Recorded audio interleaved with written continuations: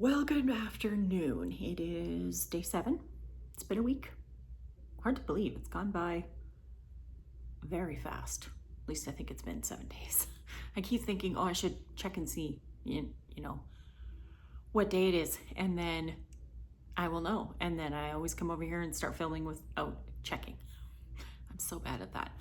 Anyway, I wanted to drop by and say that I've had a bit of an eventful day / 2 days. Yesterday, my shipment from one of the Etsy sellers that I wanted to start buying Moissanite stones from arrived, and it did not look like a legitimate business. To start, I got three 3mm stones and 2 4mm stones. All 3 of the 3mm stones arrived, but only 1 of the 4mm stones arrived. The other one came with a certificate and a serial number, but no stone. And I should have checked this before, because on their website there's a pretty glaring typo. I was going to say spelling error, but I don't think that's it. Or, well, it might, I don't know. It doesn't matter. The point is, their website has that kind of polish that makes you think that it's professional, but then once you start looking more deeply and trying to make sense of how it was built and the graphics and all of that, things start to fall apart a little bit. So like on the main landing page, there's a moving GIF and there's a letter very obviously missing from the end. And I feel like if you were a real professional diamond grading international jeweler's website, you would have caught something like that a long time ago, especially if you've been around for a long time, and you would have fixed it. And this was not fixed. This doesn't look good at all. So I was very concerned that all of the stones that I had ordered were not legit.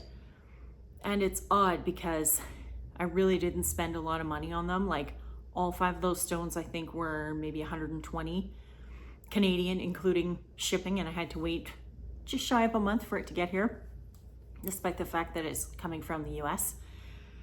And I understand why things get held up in the border all the time, but God, is that annoying. It takes so long for anything to come in. Oh. So anyway, I went to a jeweler in town locally here because I knew they wouldn't scam me at all. And I showed my shipment of 13, well, I think they're 1mm stones that I got from a different seller. And then the 4 stones that I purchased from this other seller. And he checked them all over for free, which I thought was amazing because, I mean, I very much expected a cost of about $10 per stone. And I had to go away and do a couple things first because he hadn't even arrived at work yet when I got there. But when I came back, he had checked them all and said, I'm pretty sure they're moissanite. So I was like, wow, okay, I'm very surprised. And he basically just started to go through what you would expect when you see a stone like that. Like, not only looks very sparkly under pot lights, which everything looks sparklier under pot lights, which is why people like those lights so much, because everywhere you look, there's bling. Even if it's just, chrome, it looks so good under those lights. And of course, that's usually what most jewelers use for lights, because no matter where you look, something sparkles at you. It's perfect, really. And so I had kind of thought that maybe how much I love sparkle was clouding the way that I was looking at the stones. And so I wanted an actual professional opinion for someone who's been in the job forever. I was even willing to talk to someone who'd only been doing it for 5 or 10 years, because I assume they would have worked with moissanite by now and they'd be able to tell, just not only just by looking, but be able to use the loop in the way that they need to know how to use it to determine whether or not it's real. And I don't know how to use those. I have 2 actually loops. One is a 60 and a 30 and a 90, and the other one is just a 60 and a 90 times magnification. And I use both of them on the little 1mm stones. I think they're 1mm. And all of the YouTube creators that I had consulted had kind of said, like, you're looking for, you can try the breath test, which I don't know how accurate that is. Every single one of the stones I tried it on for the 1mm. Wait, I'll explain it first. So for the breath test, you breathe heavily to try to get the stones to fog, and the longer the stones take to clear, the more likely they are moissanite. And I don't know what the science is behind that, if there even is science, if someone just noticed it one day and people are like, okay, well, that's it, we'll use that. I don't really know. The other thing is they have a pen that you can use that tests apparently for hardness on a stone. So if it's obviously extremely hard, then it will call it a diamond. If it's like, if your fingertips or the oils from your fingers get on the diamonds, it can ruin the result. But also those pens just are not the most accurate thing in the world.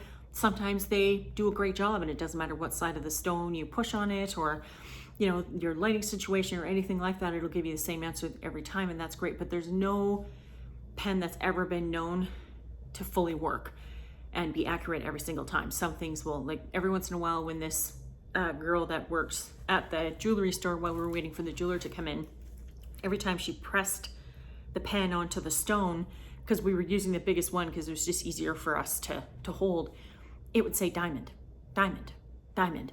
And then every once in a while, if she kind of tilted the pen a little bit, then it would say moissanite. And the color on the back side of the pen would change depending on how she was holding it. So does that mean that it's all that accurate? Not really.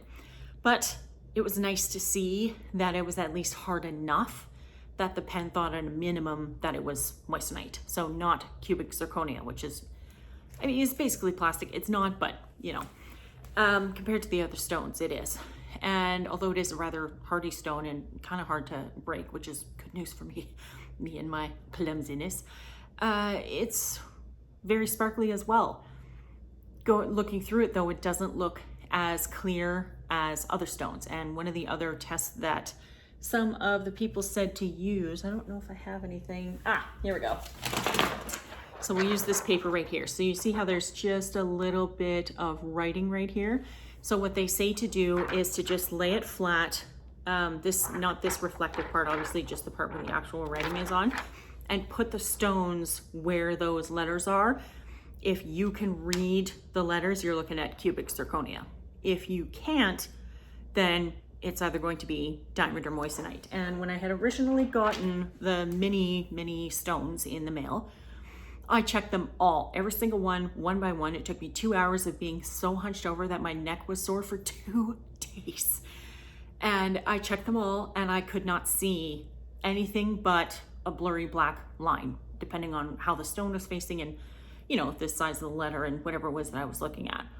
I do have other cubic zirconia stones that I could use to test against it, because the jewelry gem shop near where I live sells them for quite cheap, obviously, because they're CZ. And they just was like using a magnifying glass for me to read nice, clear, crisp letters. So I think that test is more accurate possibly than the pen. It's hard to say. But anyway, when I did the breath test, all of the mini stones took a very long time for the fog to go away, way longer than it did with the cubic zirconia and with a couple of the other smaller sparkly stones that I have, which was quite interesting. So that's good. But I was very concerned all day yesterday that I had been had and that I was like screwed, because when I tried to put in all of the serial numbers into the website that this company supposedly uses, every single one said not found. And I feel like if you're going to go to the lengths that are required to not only tattoo the stone with laser engraving, but print out a loyalty card shape plastic card with that same number on it, and print a certificate with that number on it, and put it in a bag like this with that number on it, my finger is covering it for obvious reasons, then something like that should be searchable on your website, and none of them were, not one, including the one that had the serial number, the matching card with the serial number, and no stone. And I'm not very impressed with the company that I purchased from, because I contacted them yesterday and said, I'm missing a 4mm stone. Where's my stone? Can you send it? Like, what's going on? And the company has it as usually responds within a day, and it's now been a full day. Crickets. So am I gonna get my stone or not? And if not, then I better be getting some money back.